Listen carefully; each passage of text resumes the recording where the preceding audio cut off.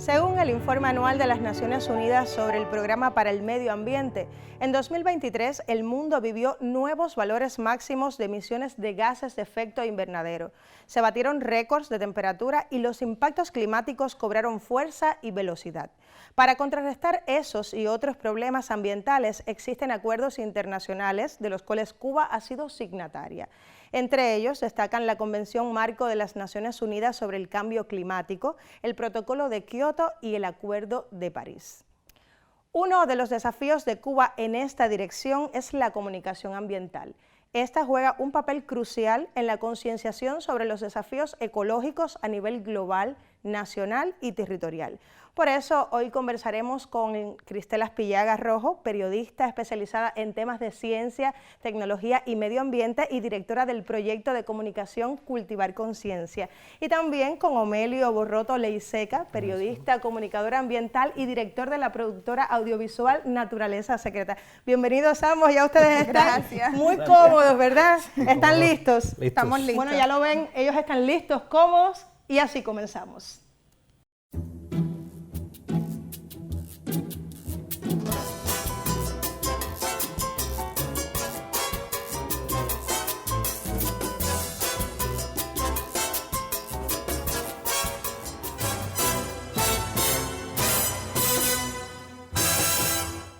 Entre las amenazas ambientales que se previeron para este año en el mundo estuvieron la intensificación de la crisis climática, la pérdida de biodiversidad, escasez de agua, contaminación por plásticos y gestión inadecuada de residuos. Y yo quisiera saber en este contexto entonces, ¿cuáles son las mayores preocupaciones ambientales que tiene Cuba hoy?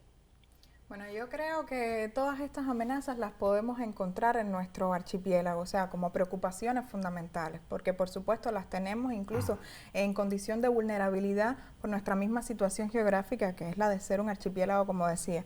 En cuanto a la crisis climática, estamos sufriendo intensas temperaturas, ahora mismo las vivimos, hay momentos fuertes de sequías, territorios que las tienen más que otros, hay momentos también de inundaciones, erosión del suelo, o sea, podemos encontrarlo quizás todo como preocupaciones, como bien tú anunciabas en las preguntas, y eso es un tema desafiante, no solo para las autoridades en cuestiones de decisiones de política ambiental y en ejecutarlas y en buenas prácticas, sino también desde el punto de vista de la comunicación. Yo te voy a relacionar muchísimas, digamos que amenazas o desafíos ambientales, pero a mí me gustaría verlo desde otro enfoque. Yo creo que la principal amenaza es no saber convertir la amenaza en una oportunidad. Yo creo que ese es el reto fundamental que tiene Cuba. O sea, cada una de las amenazas que tiene que ver con temas ambientales y asociados a temas económicos, a su vez se puede convertir en una oportunidad de desarrollo si lo aprovechamos bien. ¿Y por qué, Omelio, un ejemplo específico? Un ejemplo específico puede ser, digamos, a ver, deterioro de la zona costera, deterioro de los ecosistemas marinos costeros que sustentan las pesquerías, digamos. Eso es una amenaza en Cuba. Eso puede convertirse en una oportunidad si desarrollamos un turismo de naturaleza adecuado, si involucramos a las comunidades. Es un gran problema porque ya esas comunidades que se han dedicado durante mucho tiempo a su actividad económica fundamental, estaba asociada a la extracción de recursos naturales, hoy no lo pueden seguir haciendo igual. Bueno, convertir eso en una oportunidad, haciendo un manejo adecuado, es digamos que el desafío. Digamos que hay problemas también con los insumos para la producción agropecuaria del país, con los fertilizantes, con los químicos, etcétera. Si nosotros ya hemos logrado un posicionamiento a nivel incluso internacional y hemos adquirido una capacidad de producir orgánicamente muchos alimentos, eso puede ser una oportunidad de desarrollo. O sea, nosotros asociados a cada uno de los conflictos que tenemos, digamos el impacto del cambio climático, la zona costera, las comunidades que están a menos de 1 metro sobre el nivel del mar o a menos de 100 metros. Bueno, cómo nosotros planificamos el desarrollo de esas comunidades, que no porque van a ser impactadas directamente por el ascenso del nivel del mar, pero sí están en una zona mucho más segura, van a estar generalmente mucho más protegidas en general para la vida. Entonces, es aprovechar cada oportunidad que se nos plantea en términos de desafíos ambientales. Esa es la manera en que yo lo veo. Ahora, desde el triunfo de la revolución ha sido una política estatal, una política de gobierno, el preservar y cuidar la naturaleza. Eso se ha revertido en políticas públicas. Ahora, yo quisiera saber entonces en Cuba hoy, en la actualidad, cómo se gestionan los recursos naturales para lograr que estos sean, digamos, más adecuados en el futuro, que estén más conservados determinados sistemas ecológicos. ¿Cómo se hace eso hoy bajo las condiciones que tiene Cuba? Habían experiencias muy positivas que, recuerdas, en Naturaleza Secreta muy bien lo tratábamos hace ya algunos años, cuando se estaba haciendo un manejo adecuado de las playas para la preservación de las dunas. O sea, estos puentes que un poco las preservaban con plástico reciclado. O sea, se está un poco ahí resolviendo dos problemas, el tema del reciclaje de plásticos y también cómo proteger las dunas. Pero yo pienso que el tema de los servicios ecosistémicos, o sea, los servicios que brindan los propios recursos de la naturaleza, hoy más que nunca es una prioridad. Y cómo incentivar también económicamente a la gente que vela porque esos servicios ecosistémicos se preserven y al mismo tiempo puedan aprovecharlo. Uno de los ejemplos más recientes que teníamos, digamos, de los más actualizados, es la resolución número 28 de este año, firmada por el Ministerio de la Agricultura, de conjunto con otras entidades, que un poco que motivaba el incentivo económico a todas aquellas personas que preservaran un área forestal. ¿Por qué? Porque sabes que la capa forestal de alguna manera provoca la remoción de carbono. Y aquí estamos incidiendo también en la mitigación al cambio climático. O sea, creo que esta resolución bastante novedosa en Cuba abre las puertas también a incentivar económicamente aquellos escenarios que brindan esos servicios. Lo mismo puede existir con los corales, o sea, las barreras coralinas para el turismo, por ejemplo, o con otros tipos de servicios. Y creo que por ahí va la cuestión, o sea, preservar esos recursos naturales, pero también motivar a la gente que trabaja en medio de este escenario de una manera económica y, por supuesto, de otras formas también, un poco valorizar ese trabajo, pero un poco que abre la puerta a los empleos verdes en Cuba y a la preocupación personal y esa dimensión ambiental que debe tener cada ciudadano en este sentido. Mira, si tú te pones a ver, desde que triunfó la revolución hay millones de ejemplos de cosas positivas que se hicieron en torno a la protección del medio ambiente. Eso es innegable. Nosotros recibimos un país con un 13 punto tanto por ciento de cubierta forestal en el 59 y tenemos casi un 32%. O sea, eso es muy notable, aunque no sustituye un bosque reforestado, un bosque natural, pero tiene un impacto también muy positivo. Pero es indudable que hoy tenemos desafíos inmensos también. Entonces, yo creo que hay mucho por hacer en torno de medio ambiente, hay mucho por hacer en torno de educación ambiental, porque también es cierto que aun cuando hay más cultura en la gente, hay veces que esa cultura tiene que ver con la adopción de determinados códigos de discurso en la narración que son más modernos y que conectan con la gente aparentemente, pero no responden a una cultura o a una verdadera comprensión del asunto. Y eso uno lo ve en decisores que te adornan su discurso con temas de medio ambiente, pero que no comprenden la complejidad del asunto. Entonces nosotros tenemos millones de desafíos porque tenemos una economía con muchas carencias. Siempre cuando hay procesos de crisis económica hay una tendencia a un uso más intensivo de los recursos naturales. Ahora lo estamos viendo en la zona costera, por ejemplo, con la producción de alimentos y con la necesidad de extraer, con la pesquería, tomando determinadas medidas que pueden favorecer una intensidad pesquera mayor en ecosistemas que están ya en condiciones de colapso, que no permiten, están sobrepescados y no permiten, más otros factores naturales o climáticos, etcétera, no permiten unas capturas mayores. Entonces nosotros realmente la conexión entre medio ambiente y economía, cómo aprovechamos, digamos, nuestras fortalezas por la inversión que hemos hecho en términos ambientales, por los recursos naturales que tenemos, y cómo aprovechamos todo eso cuidando y protegiéndolo mejor y se convierte en un recurso económico. Porque si no hay esa conexión entre medio ambiente y recurso económico, es muy difícil para un archipiélago tan vulnerable, en condiciones de una economía tan limitada, poder verdaderamente avanzar en términos de medio ambiente. Entonces, yo creo que por ahí anda la gran complejidad del asunto, ¿no? Y otro desafío complejo en este sentido es acercar las políticas que se emiten todo el tiempo, o sea, que tienen una buena voluntad, digamos, a nivel de gobierno, acercarla a la realidad y a la práctica. O sea, una cosa es el discurso y una cosa es lo que hacemos en la práctica y luego que esas medidas, para que respondan a esas políticas, no se vean a tan largo plazo, porque hay cuestiones que sí podemos ver de manera más inmediata. Y sobre desafíos y oportunidades de medio ambiente en Cuba, hay mucho todavía para conversar. Yo les propongo a ustedes hacer una primera pausa en la conversación. A usted, por supuesto, manténgase con nosotros porque en breve conectamos nuevamente.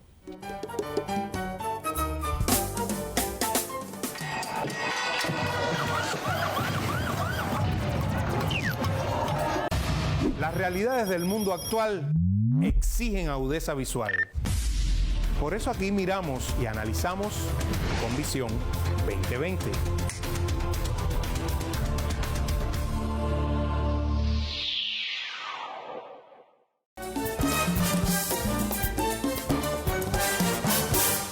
Continuamos en Buen Cubano y antes de la pausa hablábamos sobre la relación de la economía y el entorno del medio ambiente. Y quisiera preguntarles entonces, desde pequeños en las escuelas, en los barrios, nos hablan sobre la importancia del reciclaje. ¿Es posible hoy, bajo las condiciones y el contexto económico actual de Cuba, hablar de reciclaje como un asunto concreto que pueda resolver un problema? Yo pienso que sí. Lo que hay que fortalecer los procesos económicos, o sea, una cadena productiva de calidad para lograrlo, o sea, a nivel de industria. Pero más preocupante que eso, hay que fortalecerlo a nivel de conciencia ambiental, en todo lo que eso implica. A veces nosotros en la casa reciclamos de manera natural, porque el mismo potecito de helado que consumimos, después lo guardamos y ahí guardamos un poco de pasta de tomate, o sea, eso es un proceso de reciclaje. Si lo miramos en algún sentido, un proceso de reciclaje. Pero quizás no lo hacemos más por factores de limitación económica que por esa conciencia ambiental que se necesita. Y además a pequeña escala. A pequeña escala. Se han abierto nuevas puertas. El uso de las redes sociales es magistral cuando las empeñamos de buena manera o de forma positiva, y se han movilizado grupos de jóvenes, grupos de niños también a partir de nuevos emprendimientos que tienen una responsabilidad social en su entorno, por ejemplo, porque tienen sus negocios cercanos a costas y tienen que limpiar las costas. O sea, le motiva la posición económica o el tema de conservar su negocio bien para también preservar el entorno. Y eso es una oportunidad y una ventaja que tenemos que seguir fomentando. Y así se han motivado limpiezas de costas y luego ese plástico que se obtiene ahí se recicla. Hay emprendimientos que también motivan ese reciclaje en sus propios negocios y luego va. Pero a nivel, digamos, más macro, o sea, a nivel de gobierno, y a nivel de instituciones y de industrias hay que fortalecer. El tema de las empresas con el manejo de residuos es importante. Los encadenamientos productivos yo creo que serían fundamentales aquí. Y yo pienso que en el tema de la agricultura, por ejemplo, en el tema de las fincas, no hay nada más fuerte que la agroecología para enseñar lo que es reciclar, porque estamos utilizando todo el tiempo los recursos que desechamos y se los aprovechamos también para la naturaleza. O sea, la agroecología te dice que nada se desecha, o sea, que todo se puede aprovechar. Cuando una penca de coco se cae, los campesinos la toman después para nutrir el suelo, o sea, eso es una forma de reciclaje también.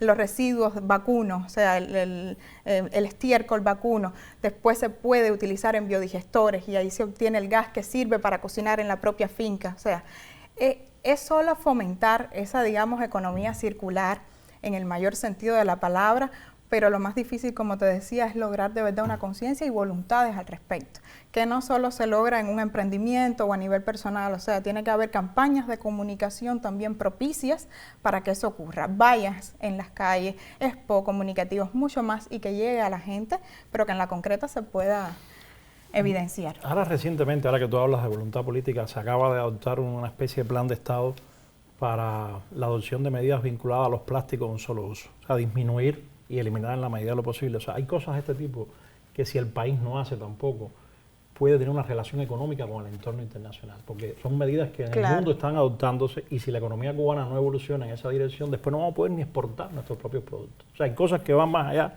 de nuestra vocación, de nuestra cultura y educación, tienen que ver con necesidades en lo económico, ¿no? Y entonces yo creo que por ahí anda uno de los retos. A mí me gustaría también aprovechar y mencionarles a ustedes que si no hay una verdadera investigación científica, es muy difícil tomar decisiones adecuadas en el manejo de los recursos naturales. Nosotros, como país, fundamos, al triunfo de la revolución, muchísimas instituciones de carácter ambiental, pero que en los últimos tiempos, por razones económicas de todo tipo, han venido deteriorándose. ¿Cómo mantener eso? ¿Cómo proveer a los decisores de la información científica actualizada, veraz, para que las decisiones sean las adecuadas en el manejo de los recursos naturales? Es hoy un gran desafío, porque además eso requiere recursos, embarcaciones, gente joven que pueda estar continuamente haciendo expediciones en lugares difíciles, motivados, recursos de todo tipo. Entonces ese es hoy, yo creo que uno de los desafíos que tenemos en términos nacionales. Ahora, hay muchos planes de Estado, digamos. Ese es otro de los desafíos que yo identifico. Planes de Estado puede ser la tarea vida, que es tan comúnmente mencionada. Hay otros que tienen que ver con eliminar las violaciones asociadas a los recursos naturales, a la biodiversidad. Pero otro de los desafíos es cómo nosotros convertimos esos planes de Estado que tienen una conceptualización verdaderamente relevante, que nos prestigian a nivel internacional, en acciones concretas, reales, para poder cambiar nuestra realidad. Ese es un tema que yo todavía tengo insatisfacción, porque muchas veces he participado en procesos de comunicación que tienen que ver con eso y me doy cuenta que todavía cómo vertebrar cosas concretas que avancen, independientemente de que se han hecho muchas. No estoy negando esas realidades, pero hay mucho por hacer que todavía nos queda, ¿no? Y ahora, mientras comentas esto, estoy pensando también en lo importante que es que este tipo de información llegue a los gobiernos territoriales, porque muchas veces a nivel de Estado, como ustedes bien dicen, están las pautas, están las leyes, los decretos, pero donde digamos, se utilizan o donde se debe preservar ese recurso es precisamente en el territorio. Hay lugares que tienen, por ejemplo, costas, pero hay otras que tienen minas de determinados minerales. Estoy pensando en Holguín, por ejemplo, donde muchas veces se hicieron trabajos periodísticos donde se hablaba de la explotación de minas de oro. Entonces, creo que es fundamental, ¿no?, que los territorios también, los decisores, digamos, los gobernantes de esos lugares, también conozcan qué tienen y cómo protegerlos. Ahora, si nosotros no, desde la economía, no elaboramos determinadas estrategias y políticas que favorezcan e incentiven un mejor comportamiento ambiental, no avanzamos. O sea, si nosotros no disminuimos los impuestos, por llamar de alguna manera, si no favorecemos que aquellos emprendimientos que tengan una conducta ambiental más feliz, mejor en su relación con el entorno, si no lo favorecemos de alguna manera con instrumentos económicos, en el contexto cubano actual, con tantas limitaciones, eso no va a avanzar. O sea, el medio ambiente hoy no puede quedar solo en la buena voluntad, en los deseos, en la aspiración que debemos tener todos a nivel del planeta, sino en el caso de Cuba y en cualquier otro lugar, pero en el caso de Cuba todavía más acentuado en digamos que conexiones entre esa necesidad ambiental y la economía, para que desde la economía haya vasos comunicantes que halen buenas conductas. Si eso no lo logramos, si no lo hacemos más común, porque a veces se logra en un lugar u otro, pero si no lo convertimos en una cotidianidad, nosotros no seguiremos mejorando los indicadores ambientales del país. Y a nivel de control también, porque las personas que contaminan, que echan basura a la calle, que uno los ve, que van con un carro y te botan la lata así por la ventanilla en la calle, o sea, eso lleva una multa. Pero una multa que es respetable, o sea, para que no lo vuelvas a hacer. Sí, lo que pasa es que en unas condiciones donde tienes la basura por Exacto. todos lados, en la ciudad habría que lograr las condiciones para que luego tú no lo hagas. Pero también hay mucha indisciplina social, lo que ha provocado todo lo demás en parte. ¿Por qué no se ahorra el agua? Porque no hay un control determinado. Sin embargo, vemos las personas que a veces están aquí, emigran a otro lugar y lo hacen. O sea, ¿qué es lo que pasa? A esa cultura, se adecuan a esa cultura de control, o sea, que sabes que no puedes botar la lata en otro país porque lo que te corresponde. También, por supuesto, estoy consciente y estoy de acuerdo con que hay que crear las condiciones necesarias, o sea, infraestructuralmente y a nivel de políticas ejecutadas para que poder luego tomar las medidas de control lo más adecuada posible. Ahora hemos hablado de desafíos y oportunidades, pero también debemos hablar de comunicación ambiental. Yo les invito a ustedes a hacer una segunda pausa en la conversación, por supuesto. Usted manténgase con nosotros y recuerde que también puede comunicarse a través de diferentes vías, sobre todo a través de las redes sociales y también de nuestro correo electrónico.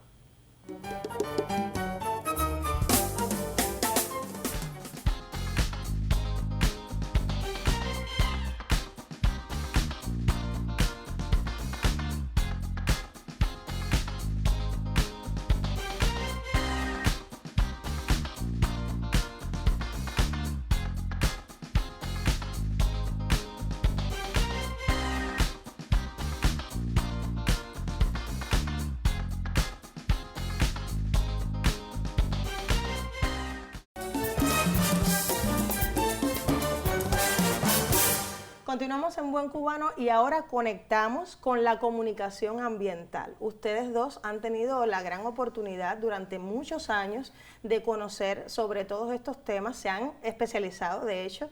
Bueno, Omelio más que yo. Más años que yo llevan eso. Es evidente. Yo aprendí de ella. Los televidentes sacarán sus propias conclusiones. Espero que a mi favor. Pero bueno, de las redes sociales sí. De mí. Cada uno de ustedes tiene su propio proyecto hoy en día, Naturaleza Secreta y Cultivar Conciencia. Y yo quisiera saber qué experiencias han sacado ustedes sobre todo lo que han conocido, si han logrado que se transforme algunos de los elementos negativos que han encontrado en el decursar de sus trabajos. Bueno, Omelio fue mi profe. Por eso es que se ríe.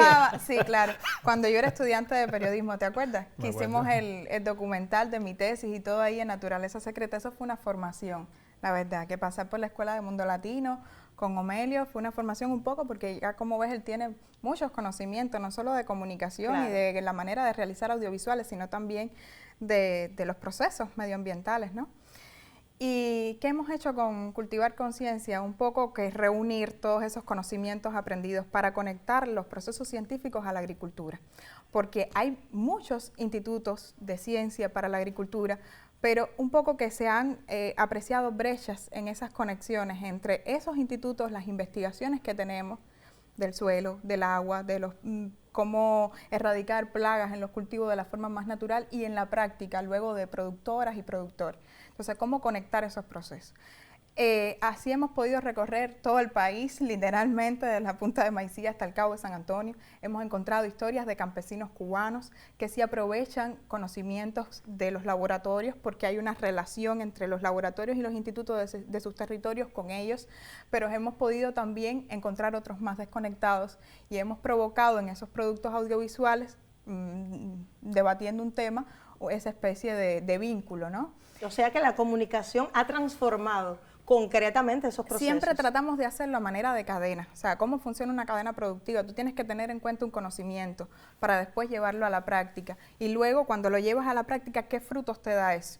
Entonces, envolverlo un poco también en las dinámicas culturales y en las tradiciones. ¿Cómo hablamos del café en Cuba? Que es un tema bastante complejo porque no lo tenemos. Pero, ¿qué tenemos en el Alto Oriente cubano? O sea, los frutos del café.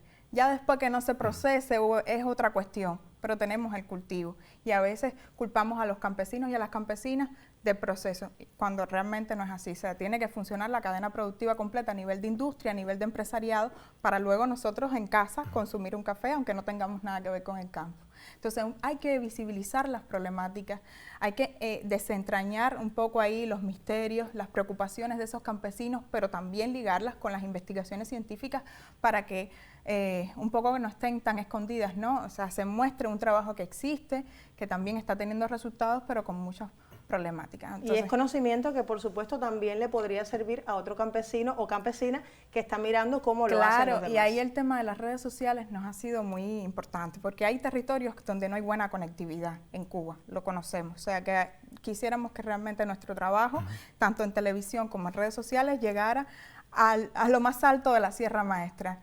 Sin embargo, el producto a veces no llega. Hemos llegado nosotros, por suerte, a contactar con esos campesinos y ahí se lo mostramos. Buscamos la manera de que lo tengan, porque las condiciones en el Alto Oriente no son las mismas que aquí en la ciudad. Pero las redes sociales ha funcionado como una especie de ámbito para esa retroalimentación, donde campesinas y campesinos muestran sus preocupaciones y te piden, por ejemplo, que tienen una plaga de mosca blanca en su ají, cómo pueden contactar con qué institución científica para que los ayude. Y ahí nosotros servimos de puente también con esas instituciones, pero con decisores. Y yo imagino que esa misma experiencia o similar ha tenido entonces Naturaleza Secreta, que ha tenido la posibilidad en Cuba de estar en tierra, en aire y también bajo agua. Quisiera que me comentaras un poco sobre el bojeo reciente a Cuba y bueno, cómo se las ingeniaron ustedes para comunicar toda esa cantidad de información científica que se estaba obteniendo. A mí me gustaría, antes de hablarte del bojeo, un segundo nada más, comentarte que escuchando a Cristel ahora, porque esto es maravilloso tener esta oportunidad, ¿no?, de escucharla a las dos. Me recuerdo, ¿no?, aquella época en que nosotros comenzamos a trabajar en estos temas de medio ambiente, no había, digamos que una producción comunicativa sistemática sobre estos asuntos, y menos en el campo audiovisual.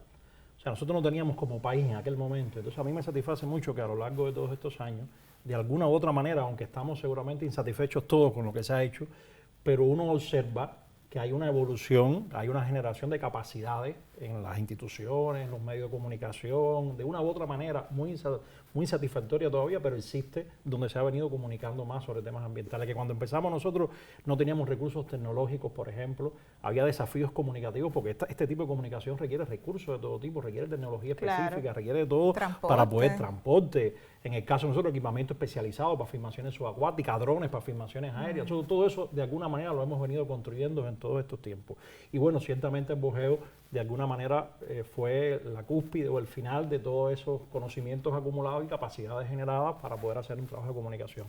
Ahí nosotros realmente habíamos diseñado una comunicación todavía más fluida, que requería internet a bordo de la embarcación, y eso no lo tuvimos. Eso fue una limitación que marcó un poco digamos que la pauta. No obstante, a pesar de esa dificultad, sí hubo una comunicación tremenda, se convirtió en tendencia en las redes sociales, la colocación de imágenes audiovisuales, imágenes que acabamos de obtener en una inmersión, imágenes aéreas también obtenidas en dron. O sea, nosotros logramos, y fue una experiencia muy interesante porque uno notaba, a pesar de todos estos esfuerzos de comunicación que hay, que la gente carece de la capacidad o la posibilidad de ver su país.